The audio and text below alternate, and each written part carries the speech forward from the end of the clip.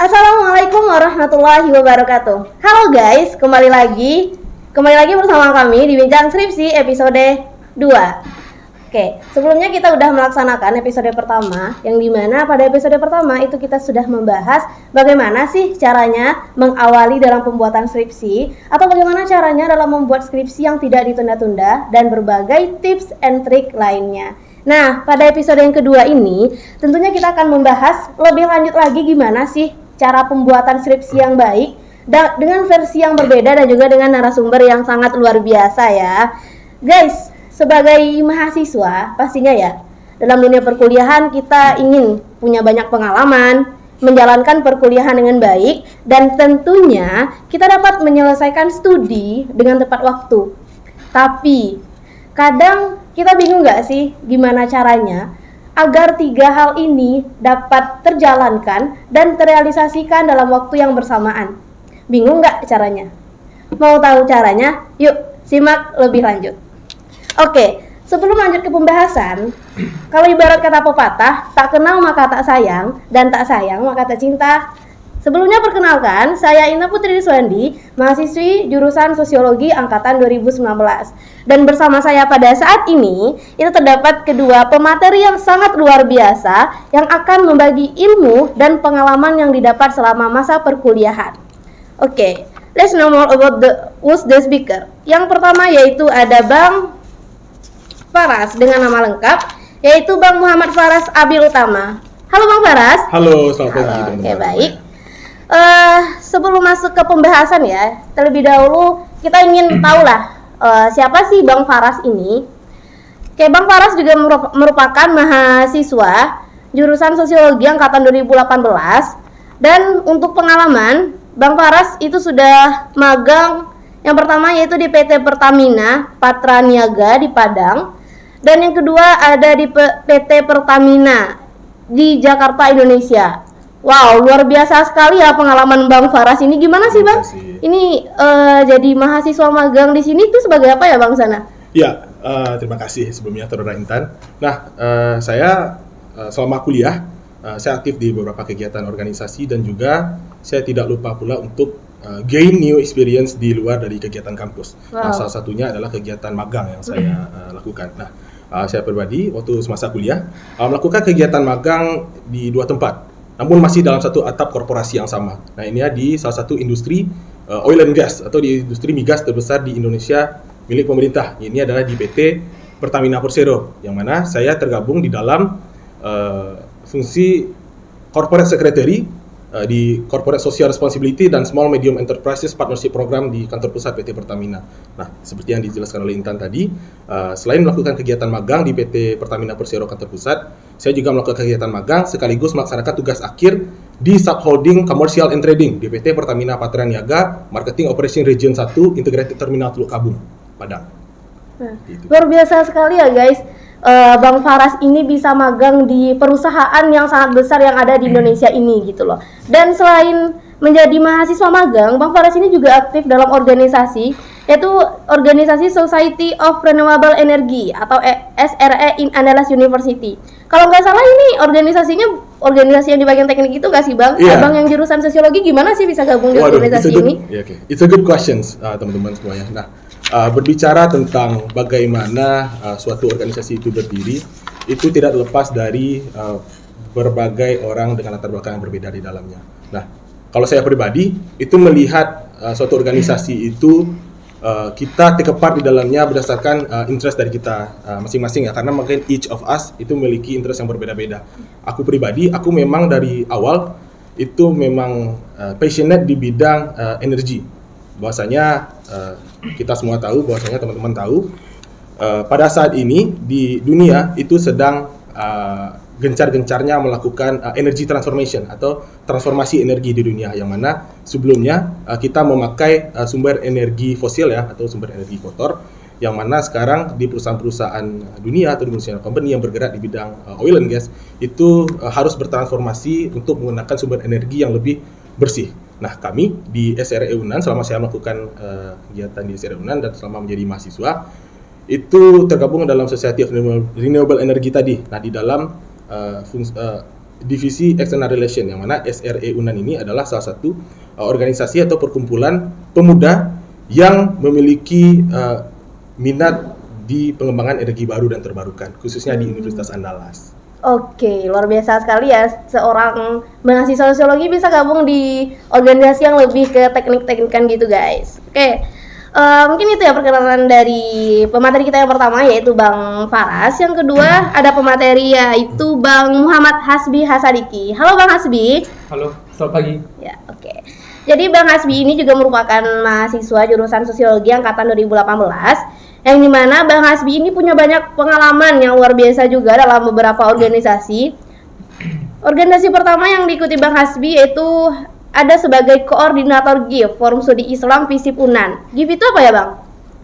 Great Islamic Society. Oh gitu.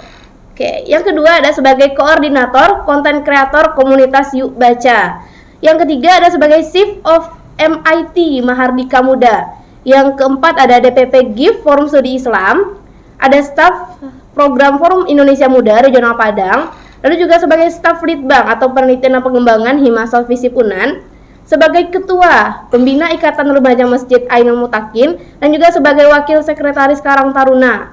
Wah, ini sangat luar biasa sekali ya guys pengalaman dari Bang Hasbi ini. Apa nggak capek Bang punya banyak organisasi yang kayak gini? Terima kasih Intan atas perkenalannya. Sebelumnya tadi sudah diperkenalkan oleh Intan. Kalau capek nggak capek sih ya tergantung itu subjektif ya. Kalau misalkan kita tertarik di dalam suatu bidang, saya rasa itu bukan jadi suatu hal yang memberatkan bagi kita gitu, karena itu menyenangkan karena kita tertarik di sana gitu. Tapi kalau misalkan capeknya tentu ada capek ya, tentu ada capek. Tapi selagi itu kita tertarik di sana, saya rasa itu bukan jadi suatu masalah sih. Nah, sempat tertunda buat mikirin skripsi nggak Bang karena organisasi yang banyak ini? Tertunda buat nyelesain skripsi sih enggak. Karena kenapa? Karena kebetulan di semester 6 itu semua organisasi itu hampir semua organisasi yang saya ikuti itu di sana saya udah demis gitu, udah demisioner. Nah, sehingga memang pas momennya untuk saya bisa menyelesaikan skripsi saya. Tapi mungkin nanti ya kita bahas itu ya. Jadi memang ada beberapa organisasi, mungkin saya ceritain dulu. Saya itu bukan tipe orang yang multitasking gitu. Jadi bisa menyelesaikan banyak hal dalam satu waktu. Jadi ketika saya membuat skripsi, saya tidak punya kemampuan untuk mengemban amanah di tempat-tempat yang lain. Saya paham itu, saya sadar kekurangan saya. Maka memang yang pertama momennya pas, saya sudah demis di banyak organisasi, di sebagian besar organisasi. Dan yang kedua memang ada organisasi yang memang saya mengundurkan diri di sana. Nah, jadi saya ambil keputusan untuk mengundurkan diri dari beberapa organisasi karena memang saya paham dengan kelemahan saya gitu. Nah, sehingga memang saya bisa fokus karena kita tahu bahwasanya tujuan kita ke kampus itu bukan untuk jadi seorang organisator gitu, tapi untuk kuliah, untuk belajar. Jadi kita prioritaskan yang pertama itu kuliah. Itu bagian sekundernya mungkin organisasi, bagian bumbu-bumbunya. Mungkin itu sih. Oke, baik. Jadi begitu ya guys, buat mahasiswa-mahasiswa yang memang tertarik dalam organisasi, jangan sampai kuliah tinggal ya, karena tujuan kita ke sini adalah untuk kuliah. Oke. Mungkin itu ya perkenalan dari kedua pemateri kita yang sangat luar biasa. Dan sebelum lanjut ke pertanyaan-pertanyaan, jadi gini Bang, dari Instagram Hima Sosiologi UNAN itu kemarin kita udah buka question box, dan di sana udah banyak nih pertanyaan-pertanyaan yang ingin diketahui jawabannya dari abang-abang yang luar biasa ini gitu. Sebelum masuk ke pertanyaan-pertanyaan ini, kita mau nanya dulu, dan for the information guys, jadi Bang Hasbi dan Bang Faras ini itu baru aja kemarin lulus dan resmi menjadi sarjana sosiologi. Gimana nih Bang rasanya Bang? Jadi resmi jadi mahasiswa alumni sosiologi gitu loh. Gimana sih rasanya, apa yang dirasakan waktu wisuda kemarin dan baru anget-angetnya nih jadi lulusan sosiologi gitu. Mungkin dari Bang Hasbi dulu boleh? Yang pertama sih lega ya. Lega. Ya, lega karena salah satu salah satu target kita itu bisa kita centang gitu. Jadi salah satu capaian target kita bisa tamat tepat waktu sesuai dengan yang kita inginkan, ya otomatis ketika itu udah terrealisasi ya rasanya lebih lega sih, lebih ya plong lah gitu. Ya gitu sih. Waktu tamatnya dalam berapa waktu tuh Bang? Kalau saya sih 3,7 bulan. Oh, 3 3,7 tahun, bulan, guys. 7 bulan ya. Oke, 3 tahun 7 bulan ya, belum cukup 4 tahun. Kalau Bang Faras gimana Bang? Iya, setelah prosesi wisuda kemarin ya, sangat lega rasanya karena it's been a while, it's a long journey selama kurang lebih. Ya, saya juga memiliki durasi yang sama dengan Hasbi, kurang lebih 3,7 tahun, dan selama 3,7 tahun itu kita berproses berdinamika di kampus, melaksanakan kegiatan baik itu di dalam ataupun di luar kampus, dan finally we did it. Ya gitu ya guys, kalau misalnya udah tamat sebelum waktunya itu memang rasanya lega, dan kita juga bisa lebih mikirkan ke depannya mau apa lagi ya Bang, apakah mau kerja atau mau S2 gitu.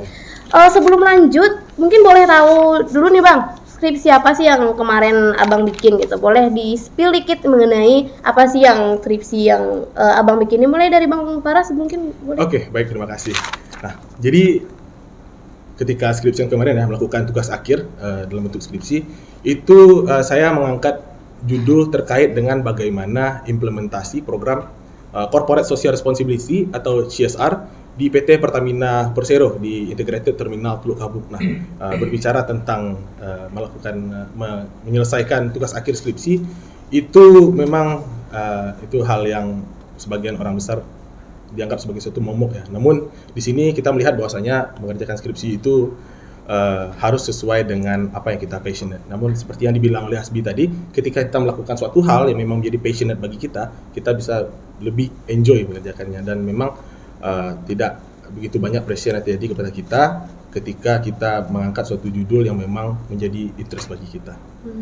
Ya gitu ya guys, luar biasa sekali ya Bang Faras ini udah magang di Pertamina, lalu dia juga bisa bikin skripsi yang juga berhubungan dengan Pertamina ya Bang, dan bagaimana sesuai dengan bidang ilmu, yaitu tentang mengenai CSR ya Bang. Nah itu ya guys, untungnya kenapa kita harus punya pengalaman magang di dunia perkuliahan, jadi kita bisa skripsi itu juga bisa terinspirasi ya Bang dari pengalaman magang-magang itu gitu.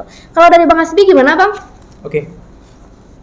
Terima kasih atas pertanyaannya teman-teman semua. Jadi kalau saya pribadi itu skripsinya tentang modal sosial. Nah, jadi saya meneliti. Nah, ini menariknya. Awalnya topik penelitian saya itu tentang perilaku menyimpang. Perilaku menyimpang. Nah, cuman ada beberapa problem sehingga penelitian saya itu tidak bisa diangkatkan gitu, sesuai dengan keputusan dosen pembimbing.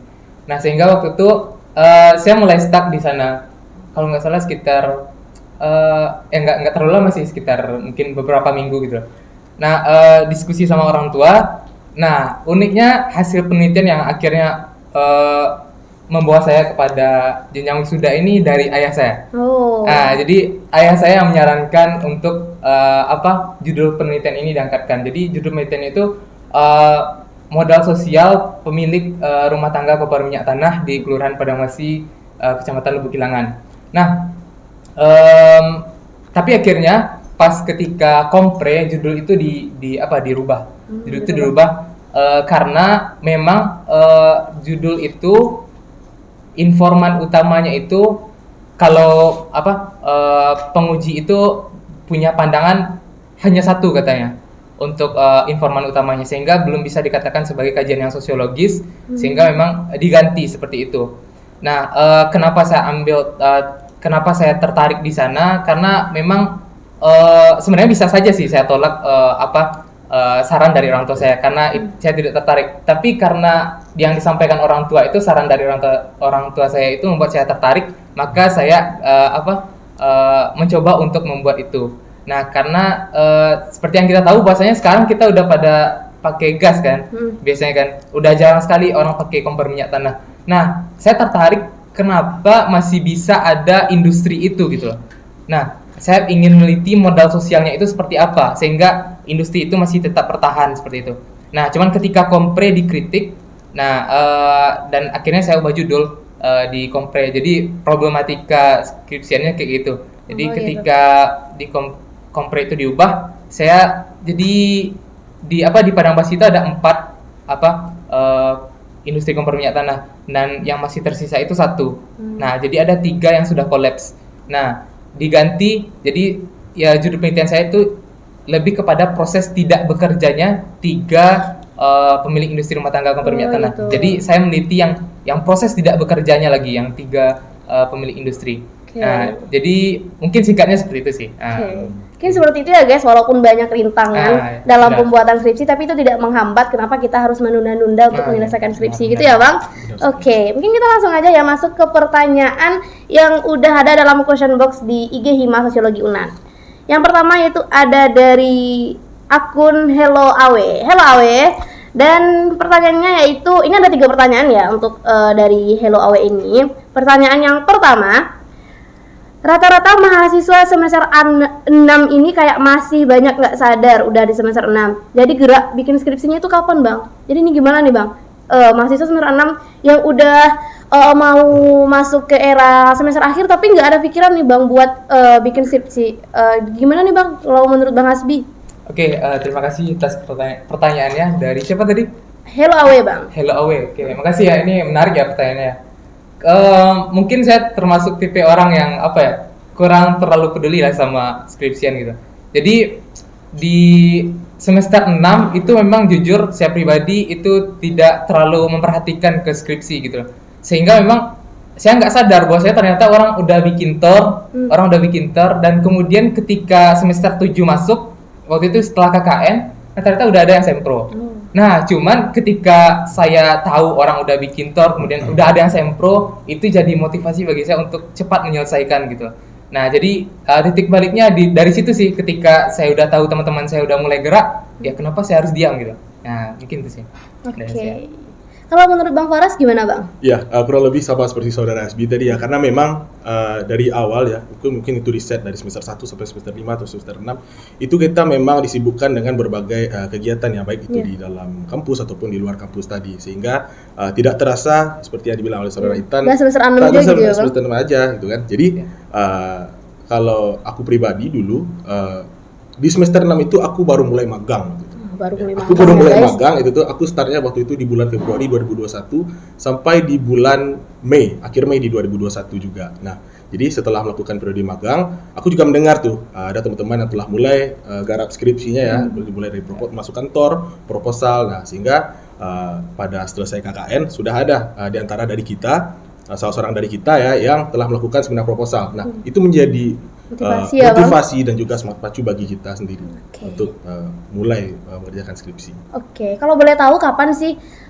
waktu Abang pertama kali mikirin skripsi, ibaratnya udah mau mikirin banget nih, udah mikirin judul. Kira-kira bulan berapa ya Bang di tahun ini? Kan baru wisuda nih Bang, kemarin. Iya, baru wisuda ya. Tahun kemarin ya? Ya, tahun kemarin 2021 ya. Iya. Jadi mulai awal aku memikirkan skripsi itu setelah aku melaksanakan magang itu. Setelah aku melaksanakan magang dan di sana akan aku mendapat insight baru tuh tentang bagaimana dinamika kegiatan CSR itu dilakukan di suatu perusahaan. Nah, aku juga memang awalnya berencana untuk mengambil tugas akhir terkait dengan CSR, dan alhamdulillah untuk saat ini kesampaian juga kemarin mengangkat tugas akhir tentang CSR dan mulai melaksanakannya pada setelah kegiatan KKN waktu itu. Kalau nggak salah di bulan Agustus waktu itu aku mulai. September. Kalau Bang Hasbi dari mulai kapan Bang? Ya, sama setelah KKN ya. Setelah KKN juga ya Bang? Sekitar di bulan Agustus kalau nggak salah ya. Ya mulainya itu ya karena merasa teman-teman udah pada mulai gerak. Dan kita punya target kan masing-masing kan ya. Misalnya kayak saya target saya kurang dari 4 tahun. Nah, otomatis ketika teman-teman udah mulai gerak, kayaknya udah mulai bisa jalan nih.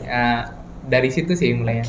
Berarti kita juga harus punya target ya guys, kenapa kita harus memang cepat bikin skripsi gitu. Kita lanjut ke pertanyaan yang kedua, masih dari Hello Awe. Ini pertanyaan buat Bang Faras. Cara dapat info inter di Pertamina gimana sih Bang? Mungkin boleh langsung jawab Bang. It's a good question. Halo Awe, pertanyaan bagus ya. Jadi kita sama-sama tahu bahwasanya pemerintah melalui Badan Usaha Milik Negara itu memberikan kesempatan kepada teman-teman mahasiswa untuk menggali ilmu lebih dalam, berproses dan berdinamika di dunia profesional. Salah satunya adalah dengan mengikuti kegiatan magang. Nah, kebetulan based on my experience waktu itu di Pertamina ya. Jadi di Pertamina itu waktu itu aku mendapatkan info dari web carrier. Jadi setiap perusahaan itu kan memiliki web carrier-nya masing-masing ya. Jadi di sana telah terintegrasi apa saja job vacancy yang tersedia di dalam web itu. Jadi di sana kalau nggak salah waktu itu terbagi atas 3 kategori ya. Ada yang full time, ada yang part time, ada juga yang buat internship. Nah kebetulan waktu itu aku sangat tertarik, seperti aku bilang di awal tadi, aku sangat tertarik di industri energi dan di oil and gas. Makanya dari itu aku mendapatkan informasi di web carrier dan langsung memenuhi persyaratan yang dibutuhkan. Karena memang waktu itu lagi buka juga, lagi buka dan ada beberapa persyaratan yang harus dipenuhi nih. Siapa nama tadi? Awe ya? Ada beberapa persyaratan yang harus dipenuhi Awe. Seperti yang di awal kita, kalau nggak salah kalau di Pertamina ya waktu itu kita harus memenuhi kurang lebih 100 SKS untuk melaksanakan kegiatan internship. Masih ada hubungan dengan Masih perkuliahan ya, Bang? perkuliahan, maka dari itu aku waktu itu melaksanakan kegiatan magang itu di semester 6 ya. Gitu. Nah, karena penting untuk kita memiliki insight sebelumnya, kemampuan dan juga pengetahuan teoritis terhadap apa sih yang akan kita lakukan nanti proyeknya di tempat magang. Karena tempat magang aku itu langsung tupoksinya bersinggungan dengan sumber daya alam, maka dari itu wajib hukumnya untuk menjalankan program TJSL-nya, tanggung jawab sosial lingkungannya, dan itu diatur oleh Undang-Undang Nomor 40 Tahun 2007, teman-teman. Nah, langsung tahu ya guys undang-undangnya. Undang-Undang Nomor 40 Tahun 2007. Nah, dari situlah aku tertarik dan juga membuat beberapa dan juga menyusun beberapa persyaratannya. Salah satunya ya itu tadi jumlah SKS yang harus dipenuhi dan juga membuat proposal magangnya. Penting untuk kita membuat proposal magang itu sedetil mungkin. Apa plan kita, apa yang akan kita kerjakan nantinya, apa KPI-nya, Key Performance Indicator-nya akan harus kita penuhi, sehingga kegiatan magang itu tidak hanya sebagai pengisi waktu luang kita saja, namun lebih kita mendapatkan insight baru terhadap begini loh berdinamika di dunia profesional seperti itu. Oke, terganggu nggak sih Bang kuliah selama magang?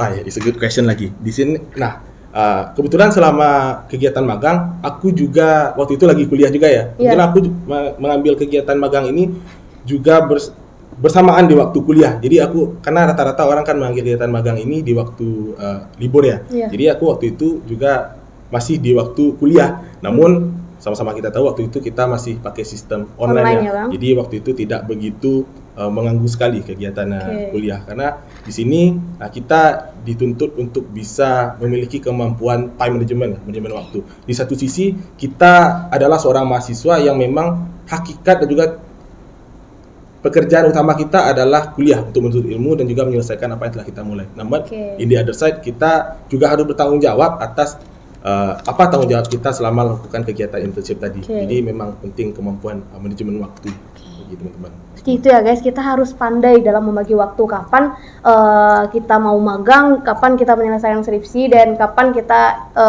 menjalankan perkuliahan gitu. Dan kita juga harus mengetahui kewajiban kita sebagai seorang mahasiswa.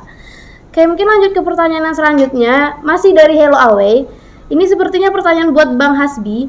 Cara tahu daftar organisasi di luar kampus gimana sih Bang? Dan dari tadi dari organisasi yang udah Intan bacakan tadi memang banyak sih ya organisasi luar kampus yang diikuti oleh Bang Hasbi. Jadi gimana nih Bang cara tahu daftar organisasi di luar kampus itu Bang? Oke, terima kasih Halo Awe ya, masih Halo Awe. Oke, untuk gimana sih cara kita untuk dapat info organisasi di luar kampus? Nah, sebenarnya itu caranya kalau saya pribadi itu lewat teman ya. Nah, jadi teman yang menginfokan ke saya tentang organisasi yang berada di luar kampus itu adalah teman yang satu organisasi juga dengan saya di kampus gitu. Jadi yang langkah pertamanya itu adalah kalau saya pribadi itu membangun jaringan di dalam kampus dulu. Jadi kita bangun di jaringan di internal kampus dulu dengan cara kita mengikuti organisasi-organisasi yang ada di kampus, misalnya organisasi yang dari fakultas, organisasi yang ada di universitas. Dengan itu tuh ketika kita masuk ke organisasi-organisasi tentu kita punya banyak jaringan gitu. Kita punya banyak teman yang bisa kita diskusikan gitu. Nah, dari situlah saya dapat info tentang organisasi yang berada di luar dari teman-teman yang ada di satu organisasi juga dengan saya yang berada di kampus gitu. Jadi infonya tuh lewat teman sih. Mungkin. Jadi gitu ya guys, sebagai mahasiswa ini kita tidak boleh individualis ya Bang. Oh, Kita oke. harus Betul. menjalin relasi Ya. dan dari relasi itulah kita bisa mendapatkan pengalaman juga ya Bang. Oke, siap. Pertanyaan selanjutnya yaitu ada dari Andrians underscore. Pertanyaannya, gimana sih Bang caranya membagi waktu antara berorganisasi atau magang dan ngerjain skripsi? Kan orang sering stuck ya kalau misalnya udah magang atau udah menjalankan proker di organisasi itu keseringan skripsinya tertunda gitu Bang, karena nggak ada kepikiran sama sekali ke sana gitu. Jadi gimana sih Bang caranya membagi waktu di sana? Oke, mungkin terlebih dahulu boleh dari Bang Faras. Oke, terima kasih Intan. Tadi pertanyaan dari Andrian ya? Iya. Ya, terima kasih Andrian pertanyaannya. Pertanyaan sangat bagus sekali. Nah, bagaimana tentang cara membagi waktu ya? Karena kita sebagai mahasiswa tadi seperti yang disebutkan oleh teman-teman, tugas utama kita adalah memang untuk belajar. Namun tidak tutup kemungkinan bahwasanya kita memang mendapatkan atau mencari pengalaman di luar atau itu dalam bentuk magang atau organisasi. Namun di waktu yang sama kita juga harus mengerjakan ketiga-tiganya dalam waktu yang memang pas seperti itu.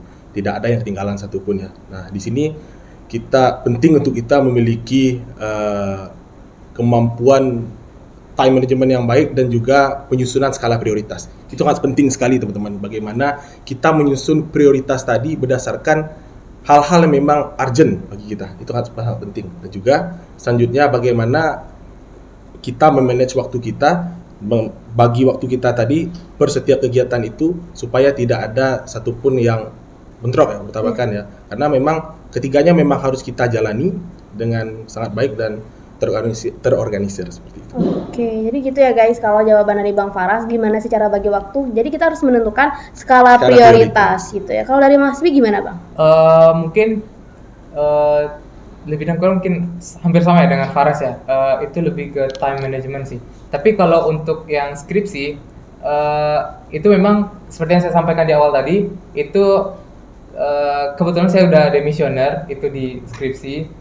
Ketika saya menyusun skripsi, kemudian juga ada beberapa organisasi yang mungkin saya merasa untuk skripsi ini penting gitu, karena saya punya waktu yang terbatas sehingga memang saya memutuskan untuk mengundurkan diri gitu. Nah, dan juga mungkin di organisasi itu ibaratnya tidak terlalu ibaratnya tidak menjadi stakeholder lah di sana seperti itu. Nah, jadi mungkin untuk hal-hal yang mungkin lebih urgent bisa dihandle oleh yang lain seperti itu. Nah, sehingga memang itu menjadi keputusan bagi saya. Nah, cuman yang jadi pertanyaan mungkin bagi teman-teman yang lain itu gimana sih cara kita untuk bisa membagi waktu antara organisasi dengan kuliah. Nah, seperti yang disampaikan Faras tadi, kita harus punya skala prioritas gitu loh. Nah, tentu kuliah yang lebih penting. Nah, misalnya kita bentrok nih, ada misalnya rapat dengan kuliah, tentu kita pilih kuliah gitu. Nah, jadi gimana sih kalau misalkan ketika rapat itu kita dibutuhin di sana gitu. Kalau nggak ada kita, ya acara nggak jalan gitu. Nah, ya kita bisa tunda rapatnya, atau mungkin kita bisa delegasikan orang lain yang bisa menggantikan kita. Jadi lebih fleksibel sih. Yang paling penting kita tentuin skala prioritas kita gitu. Dan tentunya time management. Gitu. Jadi itu ya guys, pentingnya untuk kita dalam mengatur skala prioritas. Oke, mungkin kita lanjut ke pertanyaan yang selanjutnya ya Bang. Ini ada dari _ultramarinablu. Oke, agak susah ya nama Instagramnya. Oke, pertanyaannya, pernah dapat kabar Bang, skripsi tentang kajian sebuah lagu atau film itu tidak bisa diterima dospem. Wah, itu gimana ya Bang? Kalau dari Bang Hasbi gimana nih Bang pengetahuan tentang hal ini? Jujur mungkin belum pernah dengar ya. Belum pernah dengar ya Bang? Belum pernah. Mungkin itu tergantung dari regulasi jurusannya masing-masing kali ya. Tapi sebenarnya bisa aja sih. Kalau ya bisa aja sih sebenarnya. Cuman mungkin ada di satu jurusan itu memang lebih membatasi kajian-kajian tertentu gitu. Nah, mungkin di kajian-kajian misalnya kajian-kajian komunikasi lebih dibatasi. Sebenarnya bisa aja kan, karena kita juga belajar sosiologi komunikasi kan. Nah, mungkin itu sih tergantung jurusan masing-masing sih. Gitu sih. Kalau dari Bang Farah sendiri kan Abang kita nih jurusan sosiologi. Nah, dari jurusan sosiologi Abang pernah nemuin nggak yang pertanyaan dari akun ini tadi? Iya, baik, terima kasih. Nah, mungkin seperti ini ya teman-teman, seperti yang dibilang Hasbi tadi, Personally aku juga belum menemukan kenapa judul Kasusnya. skripsi itu disolak Oh, kasus gitu ya, seperti ini ya. Namun seperti yang dibilang Hasbi juga tadi, karena mungkin setiap kampus itu memiliki kebijakan yang beda-beda ya. Apakah boleh mengangkat judul tertentu atau tidak. Namun kalau menurut aku pribadi ya, semua kajian itu ya, semua bidang itu bisa dijadikan objek penelitian. Namun apakah bidang kajian yang akan kita jadikan objek itu ada kaitannya dengan ilmu kita sendiri? Apakah ada kaitannya dengan sosiologi? Bisa nggak kita membahasnya, membedahnya, menelitinya memakai perspektif sosiologi tadi? Itu Oke. seperti itu. Oke, jadi gitu ya guys. Kenapa judul ini nggak diterima sama Dospem? Jadi bisa jadi tergantung regulasi kampus atau jurusan, atau mungkin memang karena Dospemnya yang nggak mau, atau tergantung jurusannya ya gitu ya Bang. Oke, pertanyaan terakhir ya di question box. Cara biar mood skripsian dong Bang. Oke, mungkin boleh dari Bang Faras dulu nih Bang. Oke, biar mood skripsian ya. Iya. Gimana nih cara biar mood Iya. ngerjain skripsi gitu Bang? Oke. Kita punya waktu 24 jam ya dikasih dalam sehari ya. Kalau waktu 24 jam kita dikasih sehari, paling enggak kita setiap hari itu harus bisa berprogres ya. Be a progressor artinya. Kita harus bisa berprogres dalam menyelesaikan skripsi. Artinya seperti ini. Penting itu kita set the plan sebelumnya. Set the plan, kita harus punya apa target bagaimana kita mengerjakan skripsi ini dalam waktu berapa lama. Bagaimana proses pelaksanaan skripsi kita tadi, dan juga kalau aku pribadi ya, sepassionate apapun kita dalam judul skripsi yang kita angkat, kejenuhan itu pasti ada sih teman-teman. Itu mutlak sih. Namun better untuk kita take your time sih, take a deep breath. Artinya nggak ada masalahnya sih juga buat teman-teman buat ambil nafas dulu, berhenti dulu sejenak. Namun kita harus menyadari bahwasanya ada sesuatu yang harus kita selesaikan. Untuk kita harus menyelesaikan apa yang telah kita mulai seperti itu. Berarti jenuh itu biasa ya Biasa, Bang? biasa dalam Tapi kita skripsi. juga harus tahu gitu, Tahu, sampai kapan kita mau karena itu jenuh memang gitu ya. harus diselesaikan kan. Iya. Oke, kalau dari Bang Hasbi gimana Bang? Ya, Cara mood skripsian? hampir sama sih dengan Faras tadi, itu lebih kepada time management lagi ya. Kita harus punya ibaratnya timeline gitu. Ibaratnya dalam minggu ini kita harus selesain apa dulu. Nah, kemudian dalam bulan ini kita harus sudah menyelesaikan apa. Nah, misalnya dalam minggu ini kita sudah menyelesaikan target kita dan kita udah centang target kita. Nah, teman-teman di sana boleh self reward gitu. Teman-teman di sana boleh untuk ya ibaratnya ngasih penghargaan buat diri teman-teman dulu gitu. Nah, untuk jenuh sih tentu ada ya teman-teman. Tapi jangan sampai kita berlarut-larut dalam kejenuhan itu sehingga membuat target-target kita itu jadi berantakan gitu. Yang harusnya kita tamat sebelum 4 tahun ya jadi 5 tahun. Nah, kan jadi kacau semua plan kita. Nah, itu sih. Jadi kita ibaratnya kita ingatkan diri kita lagi gitu. Kita punya target, kita punya tujuan di masa depan dan kita harus raih itu. Maka dari sekarang ya kita harus kerja target-target kita itu. Mungkin itu sih. Oke, jadi gitu ya guys.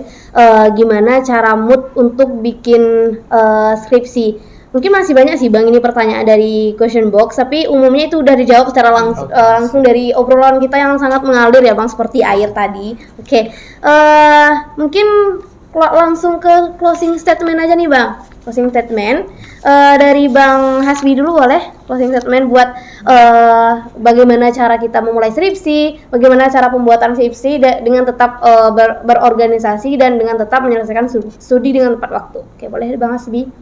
Oke, terima kasih Intan udah masuk closing statement aja ya. Iya. Oke, closing statement sih. Kalau dari saya pribadi, teman-teman perlu punya target ya teman-teman. Jangan sampai ketika teman-teman kuliah, teman-teman nggak tahu mau ngapain gitu. Hanya sekedar buat masuk ke ruang kuliah, kemudian belajar, udah nggak ada tujuan gitu.